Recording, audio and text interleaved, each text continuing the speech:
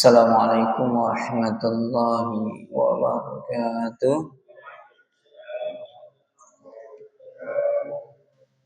Alhamdulillahirabbil alamin. Allahumma shalli ala sayyidina wa maulana Muhammadin wa ala alihi wa sahbihi ajmain. Rabbi shrah li sadri wa yassir li amri wa hlul 'uqdatam min lisani yafqahu qawli. Wasadil lisani wahdi qalbi bihaqqi sayyidina Muhammadin sallallahu alaihi wasallam. Subhanaka la ilma lana illa ma 'allamtana innaka antal alimul hakim. Amma ba'du. Alhamdulillah, puji syukur kepada Allah Subhanahu wa taala yang mana Allah masih memberikan kita suatu nikmat yang begitu besar, yaitu adalah nikmat umur, yang mana umur ini kita manfaatkan menjadi ladang untuk memproduksi pahala-pahala atau bekal untuk di akhirat nanti, yang mana masa yang paling terpanjang nanti adalah kehidupan di akhirat.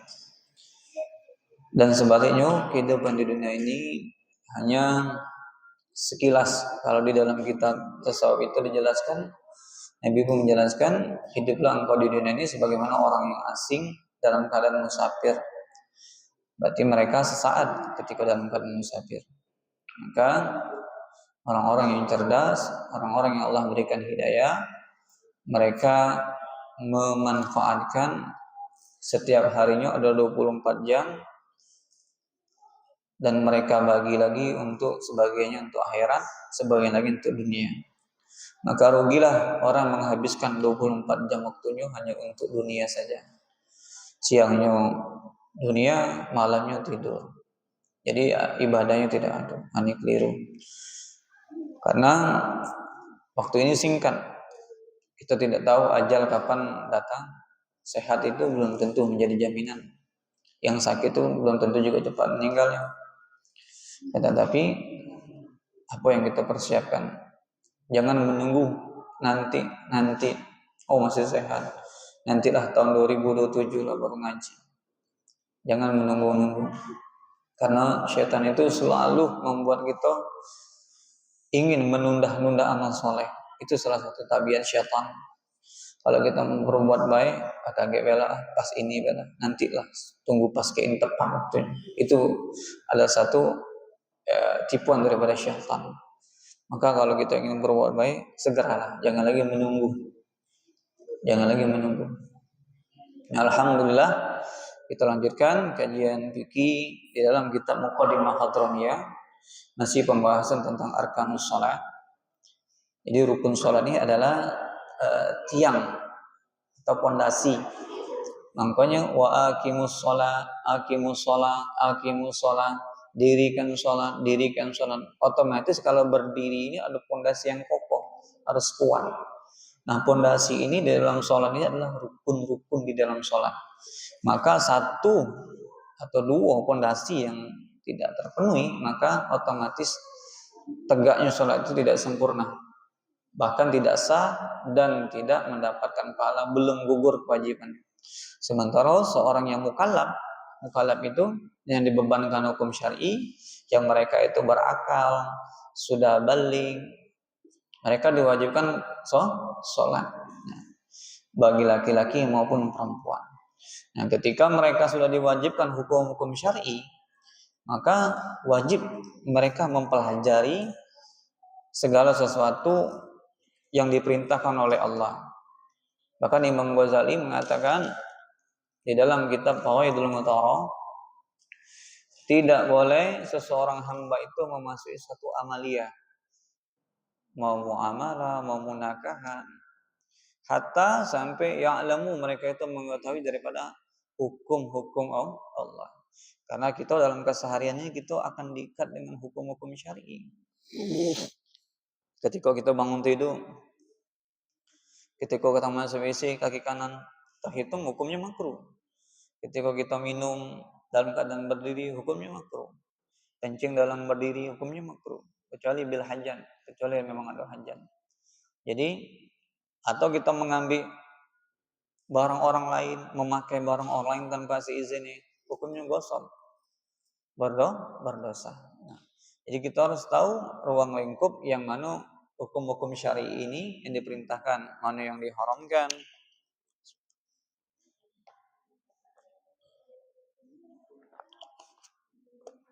Dan yang mana dihalalkan, mana yang sah dan mana tidak sah. Kita lanjutkan di pembahasan rukun salat. Qala musannif rahimallahu taala wa nafa'ana bihi wa bi ilmihi fid dharaini amin ya rabbal alamin.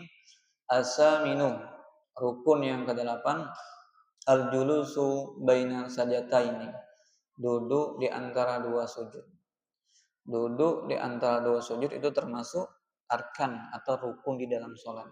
Yang bacaannya zikirnya Rabbi firli warhamni wajburni warfa'ni ila akhirnya. Karena itu termasuk rukun, wajib dilaksanakan. Tapi kalau zikirnya hukumnya sunnah. Seandainya dia duduk tidak mengucapkan apa-apa, sah. Yang wajib itu adalah duduk di antara dua sujud. Nanti bacaannya hukumnya sunnah, yang Rabbi firli warhamni atau dia Rabbi firli, dia tidak sah.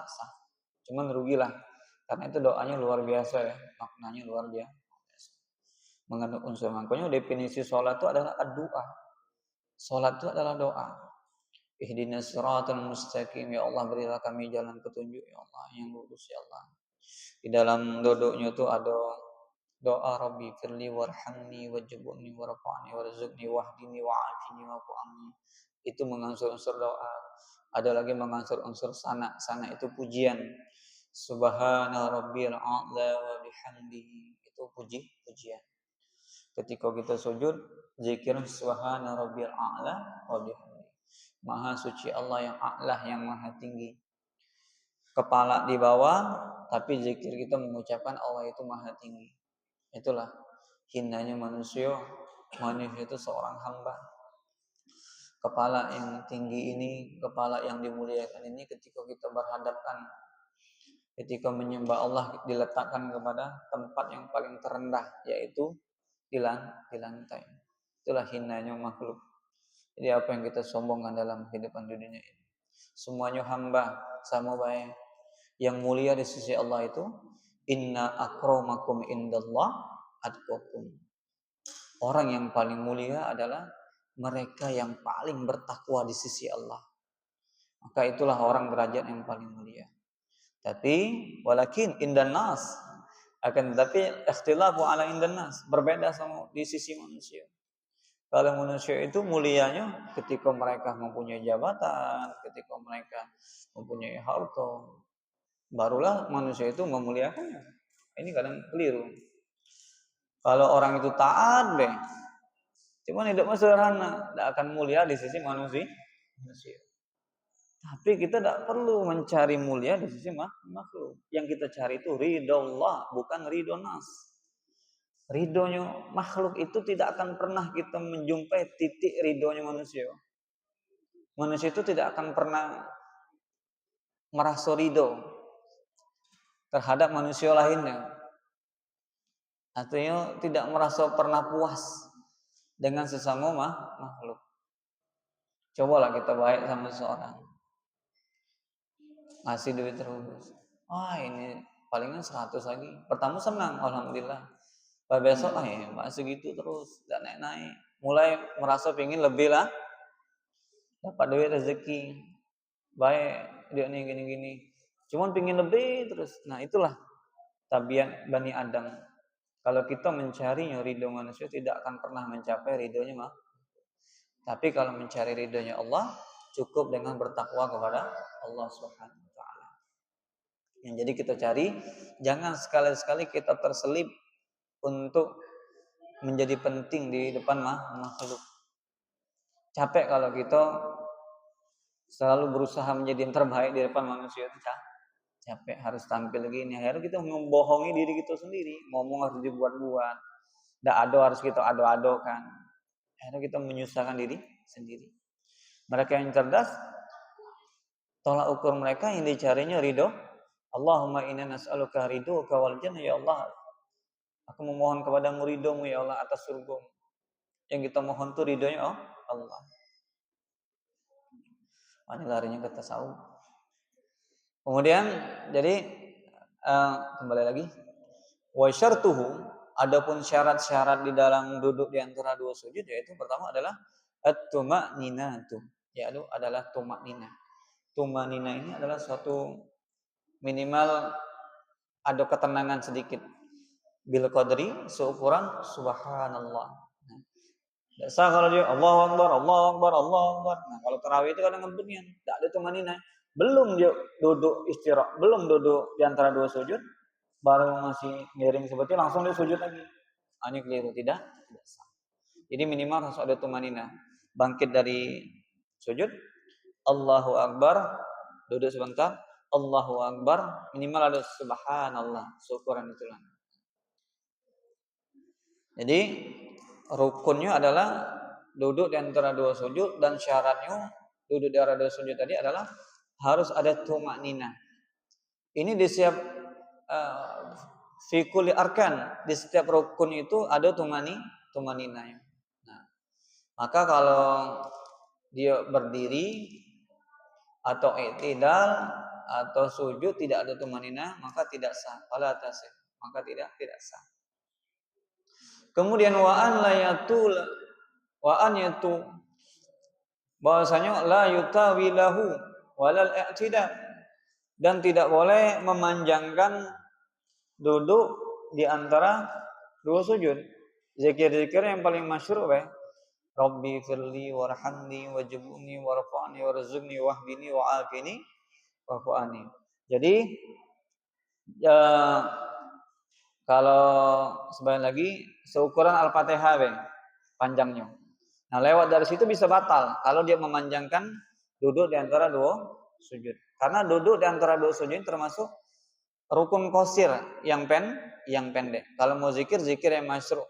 Jangan melebihi daripada bacaan sekedar Al-Fatihah. Karena jadinya panjang.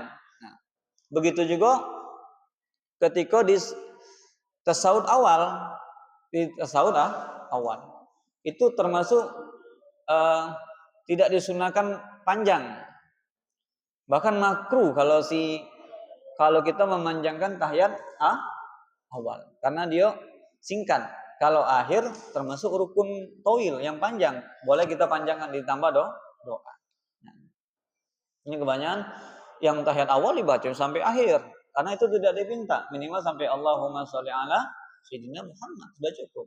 Berdiri lagi. Nah, tapi kayak mana Ustaz? Kalau seandainya imamnya yang panjang, kita sudah selesai baca ya kita tambah doa nih. Allahumma inni nas'aluka ridhoka, tambah doa. Kalau mau berdoa, mau dilapaskan bahasa orang. Kalau bahasa Indonesia, atau bahasa Indonesia cukup di dalam. Nah, begitu juga i'tidal. I'tidal itu termasuk rukun qasir, rukun yang pendek, tidak boleh terlalu panjang.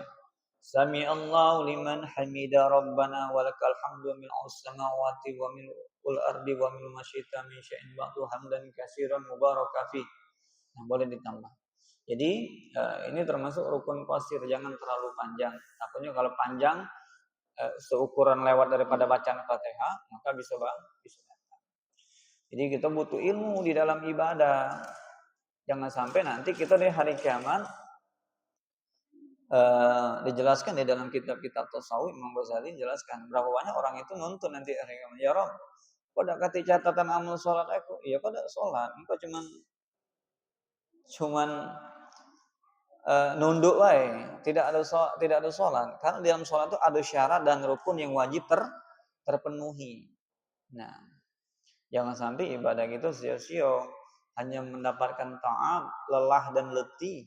Nah, makanya sholat itu kalau tidak benar, tidak sah sholatnya, syarat atau rukun tidak terpenuhi, maka tidak berefek kepada dirinya.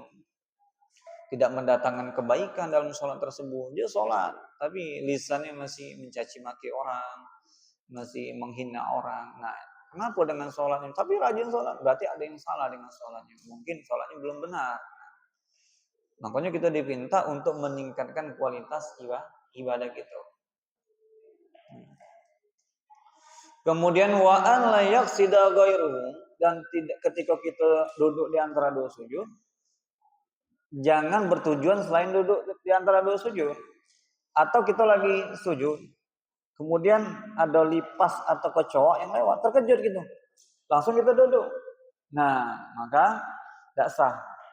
Berarti kita bangkit duduknya dari ba'dal sujud, itu ghairuhu, bukan niatnya duduk di antara dua sujud, tapi niatnya karena terkejut dan lain bukan disengaja, maka tidak sah. Jadi solusinya gimana? Dia sujud lagi, sekedar tumanina, baru dia duduklah lagi di antara dua sujud. Karena yang bangkitnya karena terkejut tadi tidak sah. Falau rafa'a faza'an minal syai'in tadi. Walaupun seandainya dia terkejut, takut dia balik lagi terkejut. Lam yakfihi, maka tidak cukup. Jadi minimal ada kekusukan lah ketika melapaskan doa tersebut. Rabbi firli ya Rabb, ampunkan aku artinya. Rabbi firli ya Allah, ampunkan dosaku ya Allah. Ingat dosa kita terlalu banyak. Dari bangun tidur ke tidur itu berapa banyak kita memproduksi dosa yang kita tanpa kita sadari. Terkadang lisan ini, terkadang hati ini melintas seuzon kepada orang lain termasuk sebelum lagi pendengaran kita kadang mendengarkan hal-hal yang tidak baik. Mata kita memandang hal-hal yang diharamkan. Rabbi firli. Bayangkan, habis sholatnya kita disuruh minta ampun, astagfirullahaladzim, astagfirullahaladzim. Di dalam sholat, Rabbi firli ya Allah, ampunkan aku ya Allah. Kenapa? Al-insanu mahalil khata' wa nasyan. Manusia itu tempatnya salah dan lupa. Tapi rahmatnya Allah itu lebih besar lagi daripada kesalahan kita. Makanya kita terus berusaha minta ampun kepada Allah. Kalau kita tidak punya salah, nanti kita merasa sombong pula kayak iblis pula. Iblis itu ahli ibadah. Tidak ada sejengkal di bumi ini kecuali pernah di bekas tempat sujudnya iblis. Bahkan iblis mengatakan, khalaqtani min nar wa khalaqtahu min tin. Aku diciptakan dari api, sedangkan Adam diciptakan dari tanah. Makanya tidak mau sujud. Malaikat sujud kepada Nabi Adam, Allah perintahkan. Iblis tidak mau, karena dia ahli ibadah. Di sini iblis itu bukan alim, bukan ahli ilmu, tapi dia ahli ibadah. Kalau dia alim, kata Syekh Yusri, salah satu ulama Mesir, kalau iblis alim, seharusnya dia tahu tanah sama api mana manfaat tanah. Karena dia kesombongan dia, keegoan dia, akhirnya dia tidak mau sujud, enggan dia.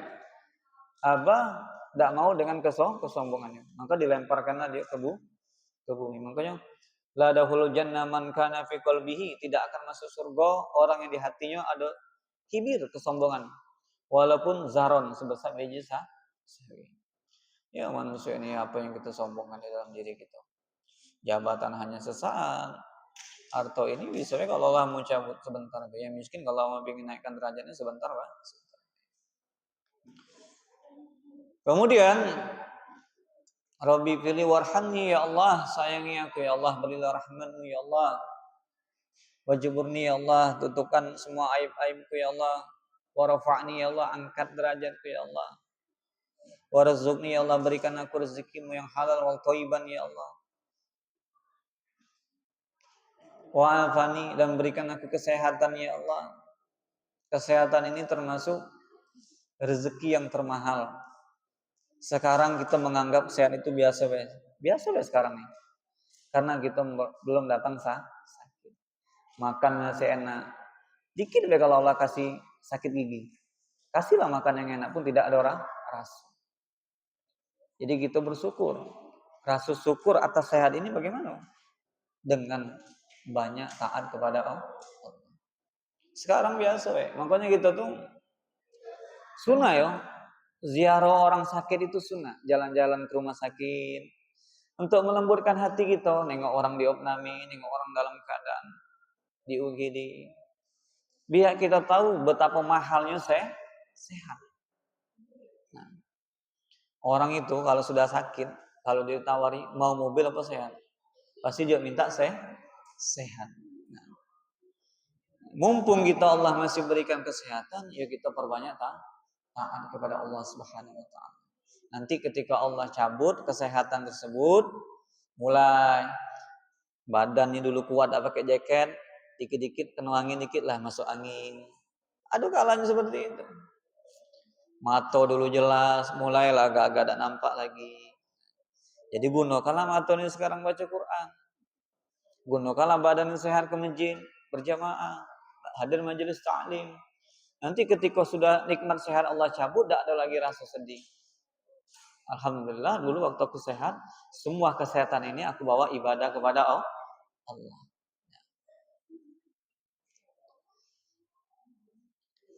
Kemudian wafu'ani, dan maafkan aku. Jadi sehat dan minta dan maaf dari Allah itu adalah nilai yang tertinggi.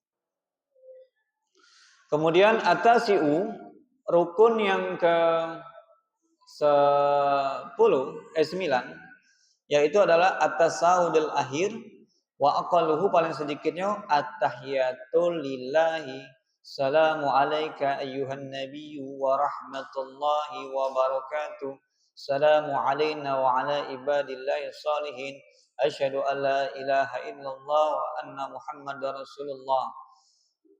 Boleh tambah Allahumma sholli ala sayyidina Muhammad, mau pakai Ibrahim diperbolehkan.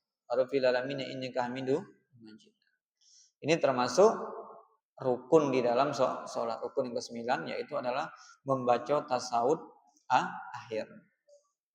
Seandainya dia duduk di tasawuf akhir, dia duduk tawarruk, tapi dia lupa menung, lagi banyak masalah, lupa baca. Kemudian dia bilang assalamualaikum warahmatullahi wabarakatuh. Ini ketinggalan rukun, balik lagi dia baca lagi. Kemudian watusturatu, dan disyaratkan mualah ketika baca itu, mualah, tidak ada jenuh. At-tahiyatul mubarakatus salawatut thayyibatul lillah, mualah terus-terusan, jangan menung lama dia. Wa an yakuna bil arabiyah, dan harus bahasa Arab, tidak boleh berbahasa Indonesia. Tidak boleh bahasa Indonesia.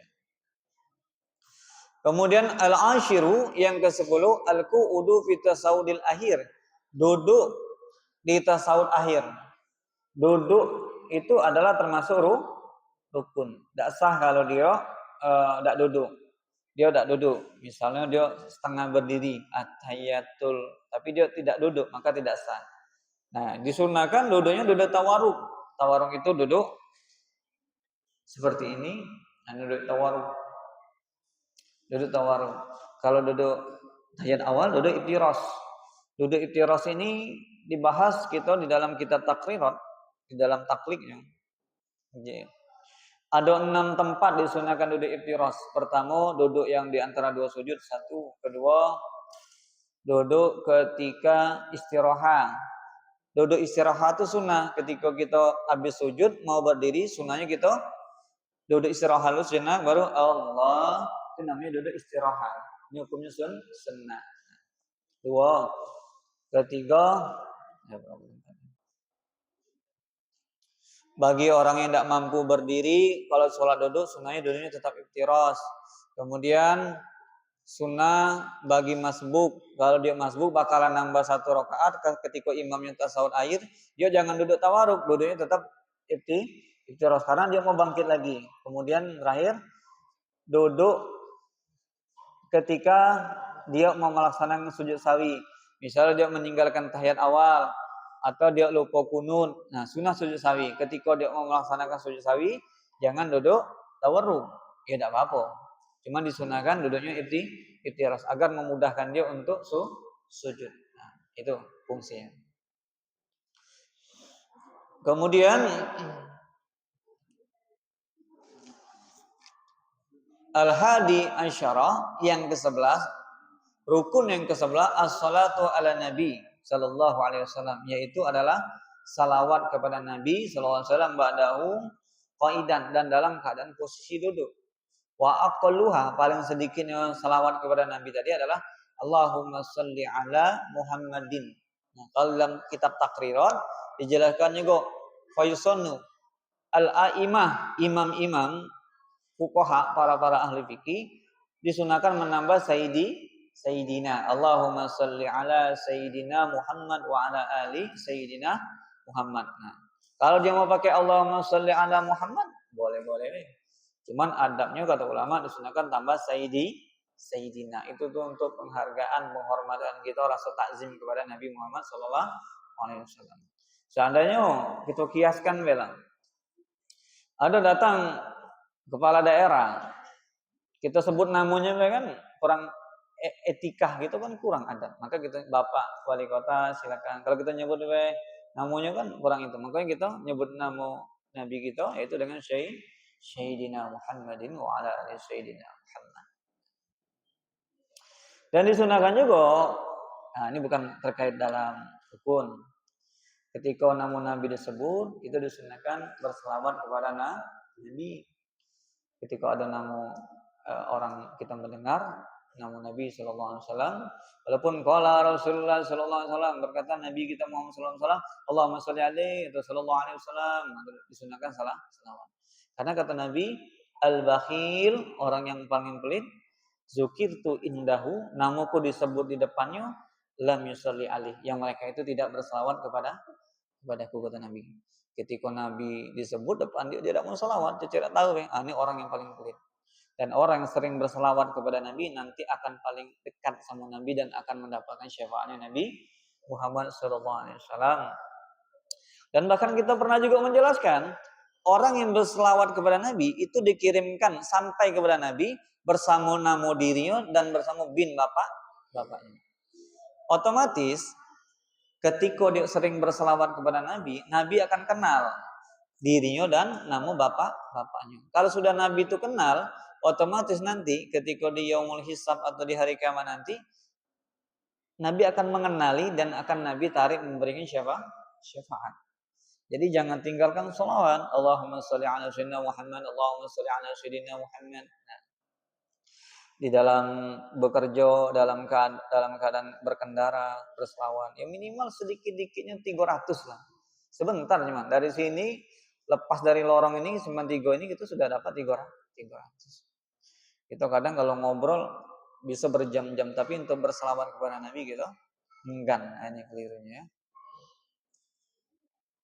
Jadi salawat itu termasuk arkan, rukun daripada fi sholati, di dalam sholat. Kemudian wa ala rasulihi wa ala nabihi, dan kepada Nabi dan Rasul dan kepada para nabi lainnya. Yang tambahan tadi salawat Ibrahim boleh ditambah, sunnah ya, untuk sempurna salawat ditambah kama sholaita sayyidina Ibrahim ila akhiri. Nah. Kemudian asani asyara, rukun yang ke-12 assalamu, yaitu mengucapkan salam. Karena ini termasuk rukun kauli, rukun yang wajib dia ucapkan dan dia terdengar minimal bihaisu, sekira-kiranya dirinya sendiri yang mendengarkan. Nah, wa aqaluhu, paling sedikitnya assalamu alaikum, sudah cukup. Assalamu alaikum. Nah, sudah cukup. Sekali sudah cukup. Sunnahnya assalamu alaikum warahmatullah. Assalamualaikum warahmatullah. Minimal suaranya terdengar, keluar. Lapas alif lam sin lam mim terdengar, ain lam kumnya terdengar. Jangan dia ini silent, di silent tidak sah, tidak sah. Harus, karena ini rukun kauli wajib diucapkan. Assalamualaikum warahmatullah. Assalamualaikum warahmatullah. Nah, menoleh kiri kanan udah berulang kali hukumnya sunnah. Sekali sudah cukup kalau dia mau cepat. Assalamualaikum, selesai. Fil alamin innaka hamidum majid. Assalamualaikum, tegak dia langsung. Misalnya dia nak pergi langsung sah. Cuman adabnya tak kata, sebenarnya kita zikir dulu, astagfirullahaladzim, la ilaha illallah hayyul qayyum wa atubu ilaih. Jadi kita banyak minta ampun kepada Allah Subhanahu wa taala. Kemudian jadi paling sedikitnya salam itu assalamualaikum, dan ini rukun kauli wajib diucapkan.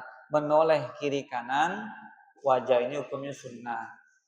Oke, hukumnya sunnah. Sunnah dia. Assalamualaikum warahmatullah. Assalamualaikum warahmatullah. Posisi tangan tetap seperti ini. Nanti sunnah-sunnah kita jelaskan. Assalamualaikum warahmatullah. Assalamualaikum warahmatullah. Ini tetaplah. Kalau kayak gini tidak latih. Tidak pernah kita mencari di nas-nas kitab. tidak. Nah, yang menoleh itu sunnahnya wajah diri kanan. Yang kelirunya itu ketika dia salam, dadonya berpaling. Assalamualaikum. Berpaling kepada kiblat sini. Ini batal. Mendingan kalau kumnya selesai baru berpaling sah. Takutnya kumnya belum. Assalamualaikum kata dia. Nah, kumnya belum selesai, dadonya udah berpaling kepada kiblat. Maka batalah salatu, maka salatnya batal. Karena yang wajib salat itu menghadap kiblat adalah sudur, dada gitu. Seandainya kita salat dari awal sampai akhir nengok ke atas, salah sah. Nah, cuma makruh menghilangin pahala. Yang wajib itu menghadap kiblat adalah sudur dada gitu. Salat dia kena bagus juga udah dia nih. Masjid sambil nengok salah sah, cuman makruh. Yang wajib itu menghadap kiblat adalah sudur.